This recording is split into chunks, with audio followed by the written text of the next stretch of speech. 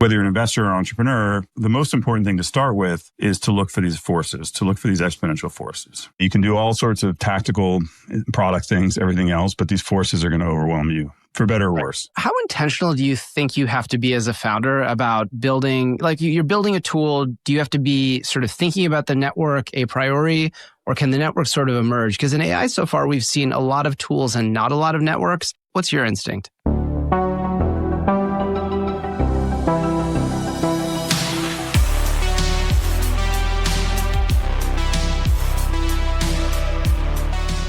Welcome to Web3 with A16Z Crypto.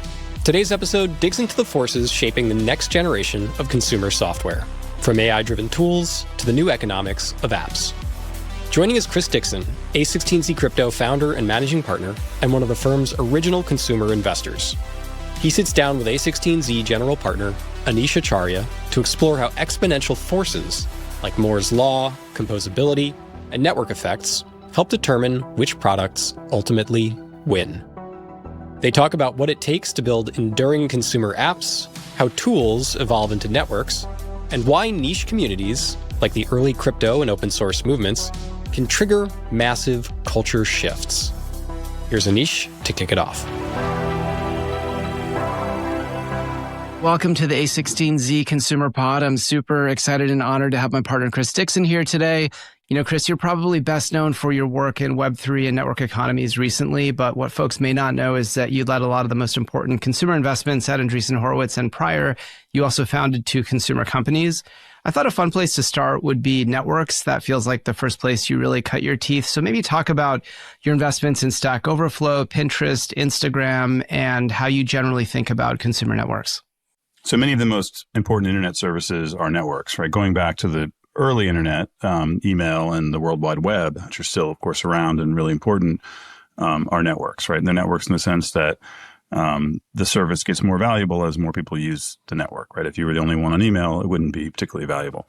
During the, the kind of the rise of the internet in the 90s and 2000s, that's when you had things like YouTube and Facebook and later on Instagram and a whole bunch of other really important networks. If you're an entrepreneur or an investor during that period, they tend to be very valuable companies. They're very hard to build, and we can talk about that later. There's different kind of tactics and strategies for doing that. So when my background, I started 2 companies. The first was a consumer security company, and the second was a consumer AI company. And then was a personal investor. I co-founded a seed fund called Founder Collective, which was an investor in things like Uber and Venmo and Stack Overflow, as you mentioned, and just, sort of were involved in a bunch of these networks as the internet evolved. I think to really talk about networks, though, it's important to kind of step back. And the way I think about, to me, a foundational question in tech is why in tech do you have these companies come out of nowhere and end up being, very impactful, having hundreds of millions or billions of users, being very valuable, in a way that you typically don't see that in other industries, right? Like what's fundamentally different about tech? And I think the answer is that in tech, you have some very strong kind of exponential superlinear forces. So the most famous example of that is Moore's Law, right? So Moore's Law is the idea that sort of every, roughly 2 years or 18 months, the performance of semiconductors doubles. It's a rough approximation, but it's basically been true. You've seen this compounding improvement in processor performance. I think there's also kind of a broader Moore's Law, which is, storage, networking, like all the kind of computing resources just gotten much better, which is why you have things like mobile phones, right? So if you go back and look pre-iPhone, mobile phones were pretty junky and limited in capability and didn't have, touch screens and had poor performance. And what, Steve Jobs and Apple's great insight was that actually, by the way, the first iPhone also, I think I was one of the people that bought on the first day. It also was quite limited. But, part of their brilliance was they saw this curve, right? They saw this exponential curve and they rode that curve. And that, so that Moore's Law is a very important exponential curve. But the other kind of, I'd say there's 2 other really important exponential curves in software. One is what I call composability. Composability is really, I think, what's accounted for the rise of open source software. Why did Linux go from a hobby project in the 90s to the dominant operating system in the world today? the answer, a lot of it is composability. Composability means the software is open source. Anyone can contribute to it. And you can, very importantly, sort of harness the collective intelligence of the internet as opposed to locking up, only relying on your employees, right? Anyone in the world can is the famous phrase, all bugs are shallow with enough eyeballs. And, and really importantly with open source, software becomes like Lego bricks where anyone can take a piece and reuse it. And so you get this kind of compounding exponential kind of improvement growth. And then the third really important, exponential force in tech is network effects, as we were talking about, which is why networks are so important, right? So they start off often, quite limited. Facebook was just at Harvard and it was essentially a real-time, kind of yearbook or whatever for students at one school. And of course, then kind of hopped by lily pads to other schools and high schools and, eventually to kind of global domination that we have today. And so they saw, Mark Zuckerberg and the team saw this power of network effects and kind of rode those network effects. And so that's kind of why, Clay Christensen calls this disruptive technologies. It's this kind of puzzle in a way of why in tech, you have these very strong incumbents who seem to miss, and I think you could tell the story today about maybe Intel and NVIDIA or something like Intel. Or even ChatGPT and Google. I was just reading that. That's a great example, yes. Is that, neural networks 10 years ago were kind of toys, right? Yes. And they were cool. And I think, a bunch of people saw the potential of them.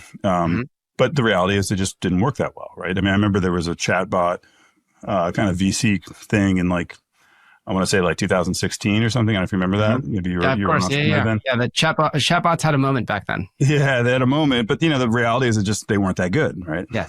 They just couldn't do the job. But of course, they got much, much better. And the genius of OpenAI and other pioneers in the space was to make that bet, right? That's right. And then Google today is in kind of an awkward position, right? Because they have this huge incumbent business that depends on, the sponsored links and they're trying to layer in AI and do things like that. But it, in some ways it didn't come out of nowhere, but it grew, I think, faster than even some of the optimists predicted. It improved faster. And so the kind of the big takeaway here is, I think whether you're an investor or entrepreneur, the most important thing to start with is to look for these forces, to look for these exponential forces. And one of the lessons I learned in my career was, you can do all sorts of tactical product things, everything else, but these forces are going to overwhelm you for better or worse. And that the first thing to understand is that kind of landscape of these forces and how they're moving and how you can hopefully be on the right side of them. Chris, how intentional do you think you have to be as a founder about building, you're building a tool, do you have to be sort of thinking about the network a priori, or can the network sort of emerge? Because in AI so far, we've seen a lot of tools and not a lot of networks. So and of course, in hindsight, everybody was designing a network from day zero. What's your instinct? That's a great question. So I wrote a blog post years ago called Come for the Tools, Stay for the Network. And the idea was, I was observing what I observed as sort of a tactical pattern among entrepreneurs. I cited Instagram as an example, so young people won't remember this, but Instagram actually kind of initially, its network, Instagram's network, was not a big part of the product. It had a button where you could share on Instagram, but why would you do that? Because no one was on it. And so what you would do is, I think, two things. One is they had these cool filters, which at the time you had to pay for, and other services, and they gave them away for free. So kind of just, effects or lenses or whatever you want to call them. And then secondly, they piggybacked off other networks. So you'd share to Twitter. And then I think a year or two later, Twitter blocked them, and there's a whole kind of thing. You see that today, maybe with Substack. Substack starts off, right, piggybacking on the email network on Twitter. My sense is they're now getting traction with their own network. You go to the Substack app, right? That's right. And so I think it's kind of a similar tactic. I think you could see some of this kind of come for the tool, stay for the network in I'll defer to you on this because I'm not as up to date, but modern productivity tools, maybe Figma and Notion, things like this, where they're useful single player, right? You can just go to Notion and it's a really nice way to edit a document, or Figma to, kind of do design. But also, there are social features that I think become essential. There's always, these things are all degrees, right? Google Docs, I love Google Docs. I use it. I use the social features. The reality is is it really a network? Like I could probably switch and then just share links with somebody else. But the social features that layer on, some products like Instagram, it becomes essential, right? Like it's just, you simply can't leave Instagram if you have a following and you want to keep that following. So it kind of varies by use case. But I think the point, by the way, I think you see some of this now in like Stripe doing the Link product, which is a payment app. I think Shopify and the Shop product, right? I think those are really nice user experiences. I don't have to type in my credit card again. Now there's kind of a network, right? Shopify originally was just kind of a tool for that's right. Sellers for online. a merchant to get online. That's right. So I think it's a really powerful tactic, right? Because network effects cut both ways. Because network effects are great when you have them, but they're really hard at the beginning. No one wants to be on a dating site with like 2 people, right? I mean, or something, right? And so like, how do you make these things useful from day one? But then the problem with single player, right, is it's just hard to defend them, right? I think you're seeing this in AI now today. You know much better, but you're seeing a lot of like really cool tools because it's an amazing technology. But then it's like, okay, you can change your face app or whatever. But then how does it sort of move beyond faddishness, right? How does it move to something that really engages people over a long period of time? And often the answer in consumer products is networks. And so then, then you have to layer in a network. The challenge is, of course, you don't want to just layer it in for the sake of it. You need to actually be useful. So yeah, I'd love to hear from you. Or what are you seeing in that area? Yeah, well, it's actually interesting because it feels like the big networks have become hyper sensitized to this idea of new networks emerging that were bootstrapped on their networks. So I think Twitter of 10 years ago would have, been a lot more asleep at the wheel to the threat of a Substack.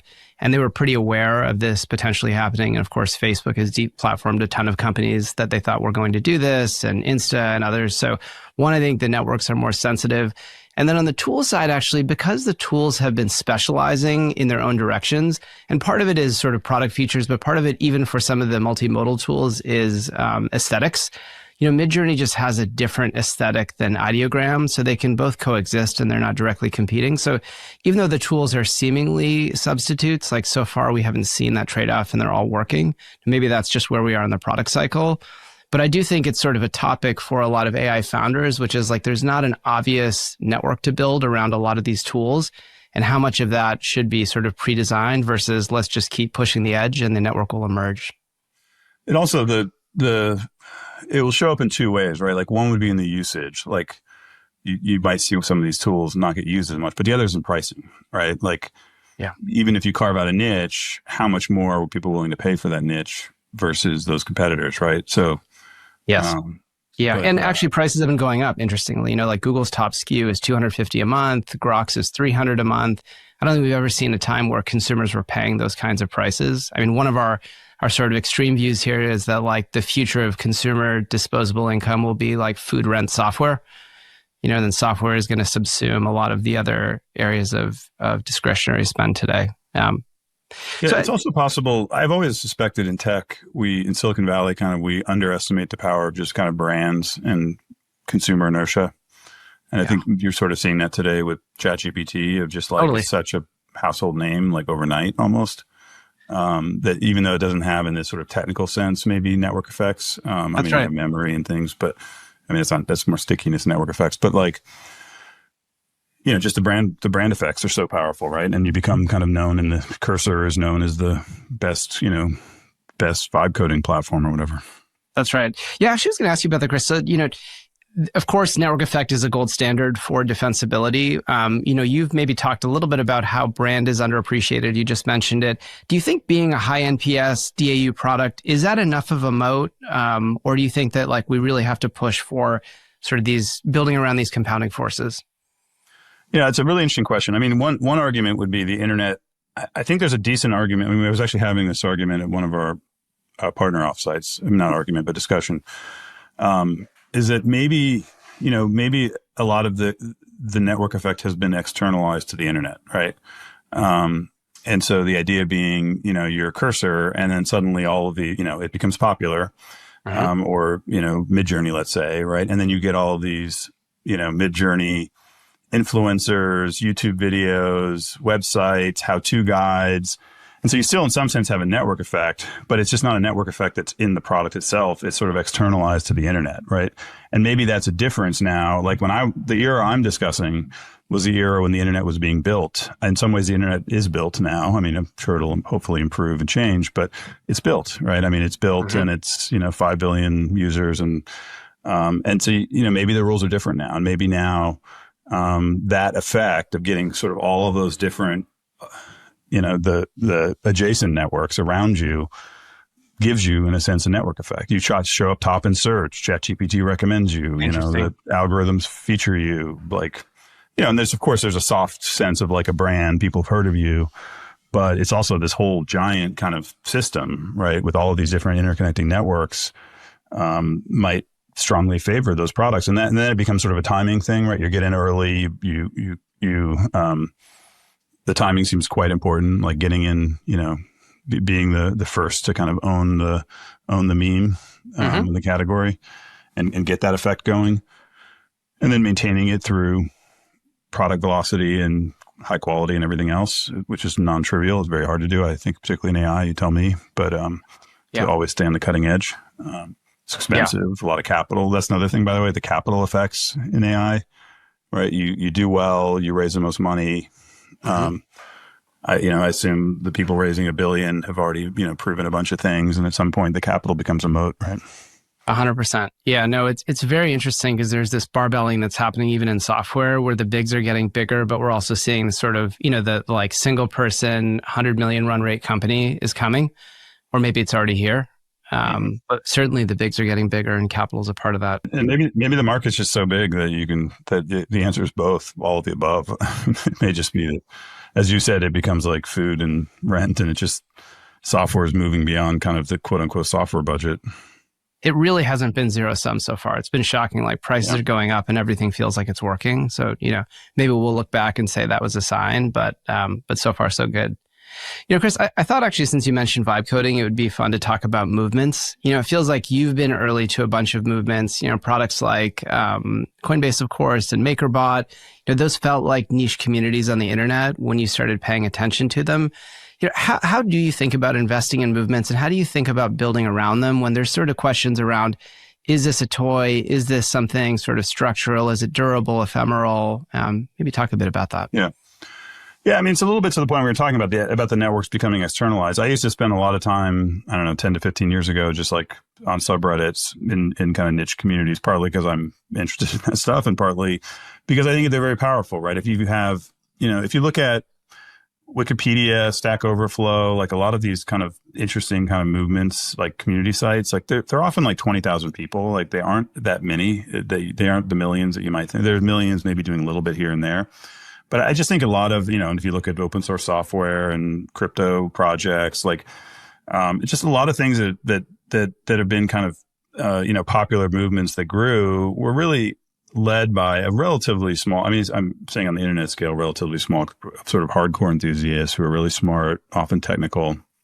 And so, and it's sort of this, famous old quote, I think Williams Gibson, that the future's already here. It's just not evenly distributed. Like, I've always believed that. I think if you just go back historically, that's the case. That we're talking about neural networks, like that's been going on since 1943 or something. And there's been communities of people, including like a lot of the people that lead the labs today, who 15 years ago were seen as kind of more niche or something. Neural networks weren't the dominant approach.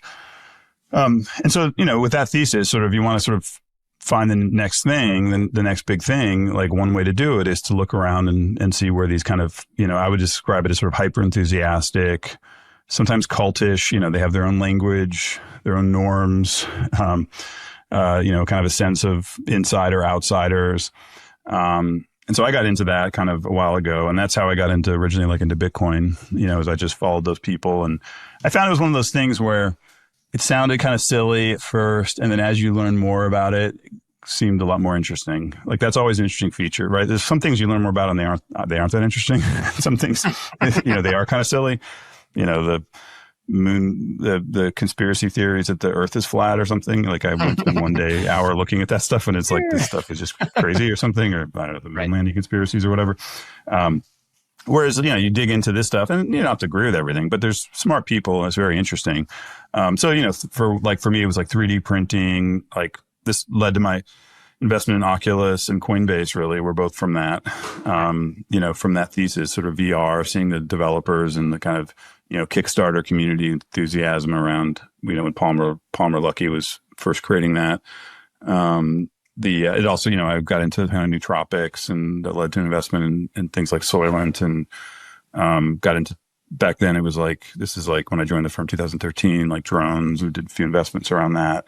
And, just sort of looking at these interesting kind of hobby communities. And the hobby communities, I mean, there's a bunch of reasons why I think it's an interesting way to look at it is, one is those are the people that create these things. I mean, if you have 20,000 interesting technologists, they often build things, right? And so they're going to build some interesting products. It's also like a great kind of marketing engine, right? They're out there. They often have sort of outsized influence on the internet. They have followings.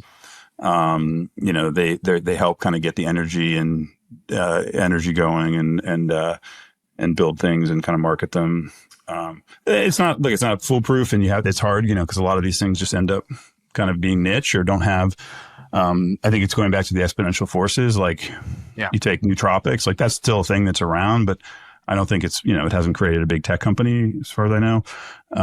But I think it's partly because it's just got linear forces, not exponential forces behind it, right? There's not sort of some engine exponentially driving it to have better and better products. Maybe actually, though, if you look at a company like Function Health, Function Health is sort of the catalyst for this huge movement, consumer movement around health and quantified self. And, nootropics was a bit of the predecessor to that. So in a sense, there is this sort of slow exponential maybe, and then very rapid uptake. And I think timing is a really interesting question here, because with these movements, you don't know if they're going to play out over, 100 years or 100 days sometimes. Yeah, and you're right. Like it could just be that, like 3D printing is a good example where, it's still around. It didn't kind of get as big as people had hoped. I had an investment in MakerBot back then, which was a kind of a leader and got acquired. And, it's still a hobbyist thing. It's interesting. I think the limiting thing is it's in the physical world. There isn't kind of a Moore's law driving it.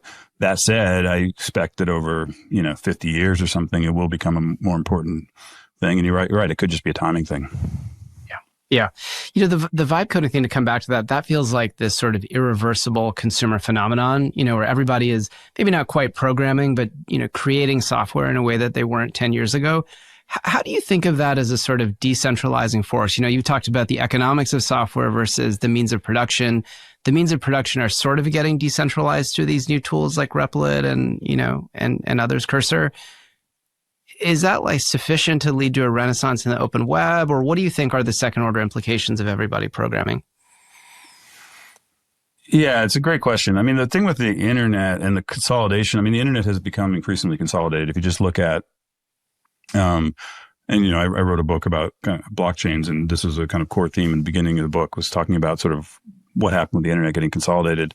It's just, if you look at metrics like the amount of money, revenue generated, the traffic, right? I mean, it's more and more, it's like 95% plus of that, both of those metrics are, now in 5 to 10 companies' hands. You can make an argument either way, like with AI, with AI, I mean, we're already seeing this in the data. A lot of AI obviates the need to click through and go to a website, right? And I think we just a report out that like a bunch of like travel sites and others were kind of seeing some alarming drops in SEO, which I think is kind of inevitable. If, I mean, it's a mixed thing. Like on the one hand, as I'm a user of ChatGPT, and it's amazing to just get an answer, right? Not have to go and like searching again after you, and go through all these websites and look. And it's sort of this vicious cycle thing where like the websites lose traffic and they get more desperate, and then they put up pop-up ads and other things. And so it becomes even a worse experience. I mean, this has been going on for like 10 years, is this kind of negative flywheel, I think, that's been going on. So look, on the one hand, it's great for consumers. You get vibe coding. And a lot of, we were investors in Stack Overflow, which, got acquired, but I think their traffic has dropped a lot because of vibe coding. And, it's this thing where vibe coding, I think probably some of the training data came from Stack Overflow and GitHub and places, but then it becomes better. And I've used Cursor to do some fun projects. It's an unbelievable tool. I think it's clearly good for the world. It is, bad for those websites. It's a great question. I think, I hope what we're seeing is a renaissance of it seems like we're seeing a paid software of sort of businesses that, they don't need to dominate the internet and be Facebook, but they can get to hundreds of millions in revenue. I mean, I think we're seeing this, right? Yeah. And so I think from an entrepreneur's perspective, it's a very, very exciting time. I think we can see a lot of great products. I think it's a great time for consumers. Maybe that will change over time. Maybe they'll need to layer in ads and the incentives will shift and do, kind of things that are more adversarial towards consumers. I think right now, I like the AI products and that they feel very aligned with users. Like they're really just genuinely trying to create great products and charge for them. Exactly. So. Yeah. We sort of call it this like emergence of narrow startups where they charge high prices and deliver, exceptional value. And maybe a controversial statement right now is that there are no marketing problems, only product problems, because the technology allows you to be so ambitious on behalf of your customer. And then the costs actually, ironically, lead to better business models because consumer founders need to think about monetizing early. Otherwise, they're just going to go to business. So it does feel like there's a renaissance in paid software that's happening that makes it a more fun time to build than 5 years ago. Do you think that over time that will shift potentially because people will realize that maybe the kind of low hanging fruit is picked, the higher paying consumers, and to get the rest, you need to layer in different business models, ad-based business models, and so forth? Or I don't know. I mean, it feels like there's so many more consumer needs that are addressable, and they're addressable in such a significant way by the technology that you can actually specialize and go very, very deep. Like there's AI therapy generally, then there's AI therapy for people that have ADHD, and then there's people who have ADHD that are in a certain life stage that perhaps want to interact in a certain way. You can just go extraordinarily deep. So I don't know if it leads to consolidation over time or if you can continue to specialize and, for a small number of people be their primary. That actually might lead to a good topic around the idea maze. Chris, you've talked a bunch about platform shifts. You've invested around platform shifts. You've predicted them. One of the interesting things about this platform shift is that the properties of the platform are sort of emergent. They're not explicitly defined by Apple as iOS was. They're things that founders, and even the people training the models are discovering. Does that sort of change your mental model around platform shift? And maybe how similar or dissimilar is that to Web3? Yeah, I mean, so the idea maze concept, this originally came from our friend Balaji Srinivasan, and I wrote about it a while ago. The way I think about the idea is that there was this old debate of with startups, are the ideas more important or the execution, right? And sort of, I think with the idea maze, the way I think about it is it says they're both important in the sense that it matters which maze you enter. I'm entering the AI maze for, healthcare, or I'm entering the AI maze for image generation or whatever. Like clearly the idea, and you go in with an initial product idea, and clearly that matters. But it also matters that, it's a maze, meaning it's dynamic. The world will shift. Like you can't predict it. So, the canonical example in my mind is Netflix, right? Netflix started off, mailing CDs, right? So the hypothesis is that movies will become, the internet has changed the way people consume movies. People will subscribe to them, but today we need to send them by mail. And then over time, they pivoted to digital distribution. And then they and then they started getting pushback from the content providers, and they pivoted to original content, right? So they really did two almost complete company pivots, but their core maze was right? Their core maze was like the internet will lead to subscription movies in some broad sense was correct, but then they were extremely agile with respect to the implementation of that, right? And so I think to me that's that's the idea maze concept is you're entering a maze as an investor, and as a founder you need to think, am I a person who wants to be in this maze for 10 years? Am I willing to be agile and often persevere through difficult periods? It's often emotionally challenging, I think, but not just intellectually challenging. And so that's kind of the life of a startup. And when you think about AI, look, we have a very clear mega trend of these, of AI being, its intelligence. It's a very broad and important technology. Obviously, I think everyone knows that. And then secondly, you have these scaling laws, which seem to be quite powerful, right? The models are getting much better. And then I think an important distinction there would be there's specific scaling things like LLM pre-training or something, which I think people may have debates about, at what point do you have diminishing returns? Maybe we're hitting that. I don't know. Defer to the experts.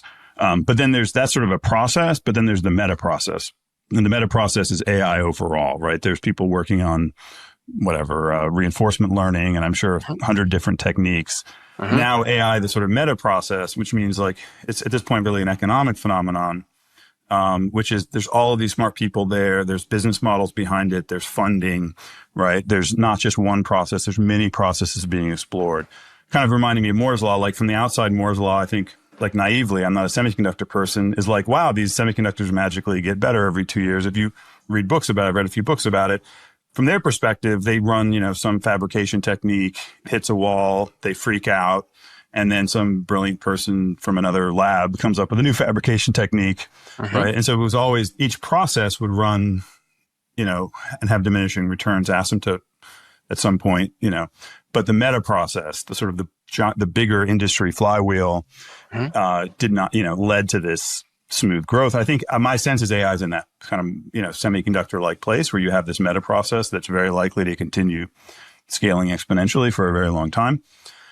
And that creates a huge opportunity for entrepreneurs. It's also a challenge, right? I mean, the opportunity obviously is you can build things with it. The capabilities will grow. There'll be all these new opportunities and so forth. The challenge is, are the incumbent models going to be sort of God models that subsume your use cases, and how do you kind of play that, right?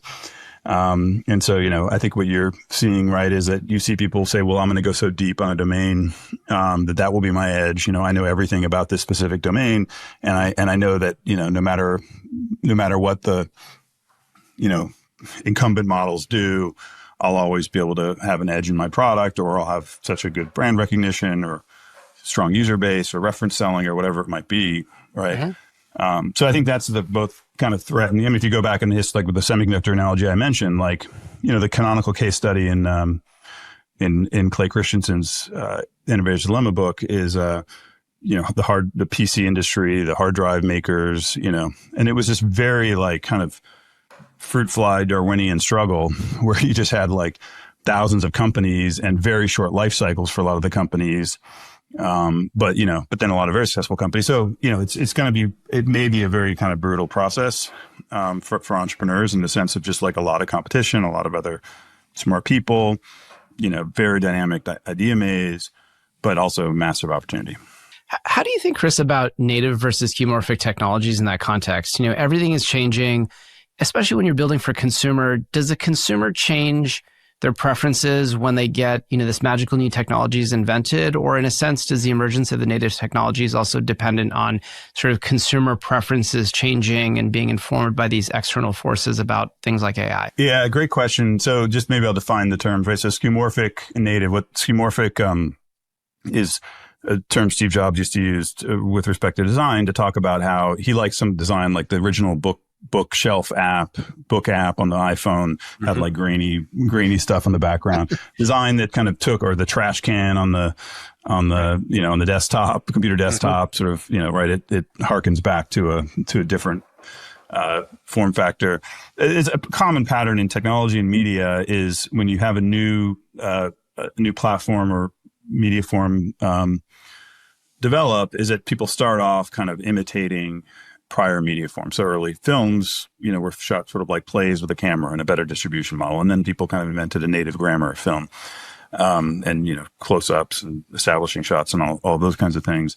Early internet, a lot of the 90s internet looked like, you take like a catalog, a commerce catalog and put it online, or a brochure and put it online. And it took 10 to 15 years before you had things like YouTube and, modern social networking and things that really just couldn't have existed prior to the internet. User generated, anyone can upload a video and things. So I think some of it is, some of it's the technology, like YouTube you couldn't have had until you had really wide broadband penetration, right? So some of it's the underlying technology, takes a while to kind of get there.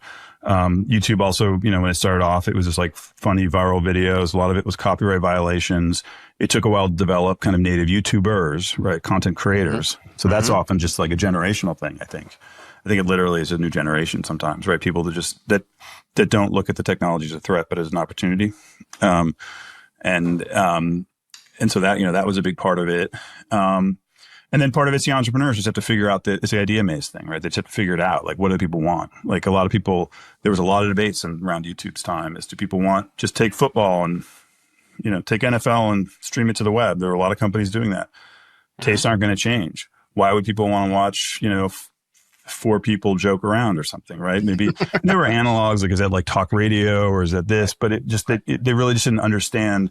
So, I don't think human nature changed. I mean, obviously there's a new generation with different ideas. I mean, I don't think fundamentally humans changed, in a deeper sense, but it was understanding the capabilities of technology, the cultural shifts around it, the network effect around it. And so with I personally think with AI, a really interesting question, and I'm sure you've thought much more deeply about it than I have. It does, most likely we're in a skeuomorphic phase right now. That's right. And what is the native phase going to look like? Like I think it's going to be, and usually that, for me at least personally, I like the native phase better because it's kind of crazier and more interesting. So what would if you look at image generation, they're kind of just basically taking what illustrators do. And, but one thing I would mention is, like a cool thing with photography, I think, is that, when it first came along, it seemed like a threat to representative painting. And you saw kind of art move to more abstract art to kind of get away from that. And I think, you go back and read stuff at the time, and there was a lot of kind of hand wringing around that. Like, is this going to, kind of cheapen this art form? But an interesting thing happened, right? Which is a new art form emerged, which is film, right? So it wasn't just you're copying. So in some sense, like photographs were the skeuomorphic kind of quote unquote app of cameras, but film was the native one, right? You had a new art form. And I wonder about that with AI. Like right now you have the kind of image generation, which is kind of, taking what human might do and automating it, and movie generation and the other kind of videos we see online. But is there a new medium, for example, that hasn't emerged yet? Is it, maybe it's a virtual worlds or something? There's probably a bunch of hypotheses as to what it could be, but my experience is often surprising and it's hard to predict. But that's where a lot of the cool, creative, interesting stuff comes in. It may take another generation or, 5 to 10 years for like a new set of AI native kind of kids to grow up. That's right. Yeah, it's actually really interesting because we're in the command line era of AI. And there's some things that, you can articulate well with words. But if I describe to you, like, what kind of music do you like? It's hard to say, we don't have the language for it. Most people to say, well, I like a certain sound with a certain sort of aesthetic, and it's moody, but not too moody, and it's 110 beats per minute. Like, most people lack the language to articulate the art that they love. So even the idea of prompt to media feels skeuomorphic, and there's got to be like a more native way to explore it. I don't know what that looks like yet, but I'd be surprised if it's prompts in the long term. I guess people are now calling it context engineering, not prompt engineering, which I think is a nice, or some people are, right? Which is, I think is a nice rephrasing. Because that is kind of what you're doing, right? Is you're taking the fact that all of this stuff I do in the real world that ChatGPT isn't able to see, right? And I'm trying to summarize all that knowledge that's hidden to it, the context, and put it in there, all right? And that does feel like something that should be automated, right? If you have the intelligent machines. And I think that's what I assume that's what they're doing with these potentially new ambient devices people are creating. Yeah. Oh, I mean, even in the media case, like my Spotify library is probably much more useful for generating music that I like versus my articulation of it. That's right. You'd mentioned in another pod that, if you had one sort of issue to get passionate about in the world of AI, it was open source and open source AI. Do you want to speak to that for a moment? Well, we were talking earlier about the democratization of the web, or how kind of consolidated the internet is, or technology is. I think I would argue, and I think a lot of people would argue, that open source software has been an incredibly important force for democratizing technology, right? I mean, the reason that you can get a Android phone for $10 and get on the internet so cheaply, right, is that basically all the software is free. I mean, imagine if there wasn't open source and, operating system providers used to charge $100 and you'd be paying that on client and maybe on the back end, and there's a whole other set of stack of software that you'd be paying for, and instead you're not. Most internet users are, the vast majority of the kind of bits being hit are open source. It also is what makes, startups exist, right? We can fund startups and they can spend hundreds of thousands of dollars and, or even less sometimes, and be up and running with, really competitive, great software. And that's because of open source, right? So we, I think about a lot, and I think, on a policy side as a firm, we've been big advocates for, making sure open source is around and competitive. And, first that means not banning it, which there are bills out there, particularly at the state level, that want to put in, not explicit bans, but de facto bans. So like, for example, California had a bill that would have created unlimited downstream liability for software developers, which would have effectively killed open source. So that's step number one. And then I think step number two is, are the incentives there to create open source? I think I watched a interview. I think it was a Dworkish interview with Satya from Microsoft recently. It was a really good interview. He argued that open source will always exist because enterprise customers always demand at least one kind of open source alternative. Like they'll end up funding it. Okay. And that's why you always see kind of this proprietary open source, combo. But then you have, Facebook is doing it with Llama. I don't know if they'll continue to do that. There are some startups doing it. China has been very into open source. Maybe that's a kind of a national strategy. Maybe that changes at some. Maybe you do it at first to kind of create attention and kind of marketing, and then you change it. I wish there were more. It's just the thing with AI that's different than operating systems. Like with operating systems and databases, you just needed a bunch of coders sitting around. With AI, you need massive capital expenditure to train the models. So I just don't know. I think it's an unknown question long term. Are there good steady state funding models for open source? I think a possible outcome, which I think is pretty good outcome, is open source is just always a little bit behind, like the way OpenAI is now releasing older models. Yeah. And I think that's probably a fine outcome. Like for startups to exist, for we want consumers to get inexpensive healthcare advice. The next best model in 5 years will probably be good enough. For most startups, it will probably be good enough. And then for the, super high end stuff, people pay for it. And maybe that's a good outcome, a good kind of equilibrium state. And maybe that's where we're headed. I hope so. I think it would just be a bad outcome if you had 4 companies that had, just vastly better closed source technology and could effectively, kind of charge rent to consumers and startups. Yeah, I agree. It's interesting. I think a lot about the early ethos of Android, which felt like it matched Google's sort of open web mindset. And then when it became clear that iOS was beating their pants off by being a closed ecosystem, Android became very closed and started to mimic the sort of closed iOS strategies. So we'll see what happens with Meta and Llama if they sort of replicate that. But that's a worrying dynamic. I think that the more optimistic case is that we haven't yet seen the same sort of app platform feedback loop and the lock-in that you get from the foundation models. So, there is sort of a case for them to continue to release the next best model and for the models to be somewhat substitutes for each other so far. Yeah, the Android case is a good kind of, I think, cautionary tale, right? Because I think maybe in some technical sense, some of the code is open source, but it de facto isn't, right? All the services, everything else, like you need permission. And it was one where they kind of made lots of overtures that way. So that would be the worry. But it does seem, I think it feels a lot better than it did 3 years ago or something with the China open source stuff. The policy stuff is better. We're seeing, the fact that OpenAI is doing older models, like it seems like we're in a better spot for open source. I think some of it's also the scaremongering that like a chatbot's going to murder everyone or something. That's like literally 0 people have died from ChatGPT so far as it's just the whole, so I think that maybe people are chilling out on. And so it feels like we're in a much better spot. I'm cautiously optimistic on open source. Yeah, 2 years ago, the conversation was a lot about, if OpenAI is the only game in town, over time, they take all the economics of the complements. And it doesn't feel like that's happened, which is, to your point in the amazing book about ballooning, it feels like that's why there's a lot of interest in acquiring IDEs, because they understand that like if the foundation models start to become more interchangeable, they're going to have to move upstream and own, user-facing economics. Amazing. Well, Chris, thank you so much. It's great to hear you talk about sort of consumer and AI and all of the implications. And we're super thankful to have you at the firm. Well, thank you. Thank you. This was fun.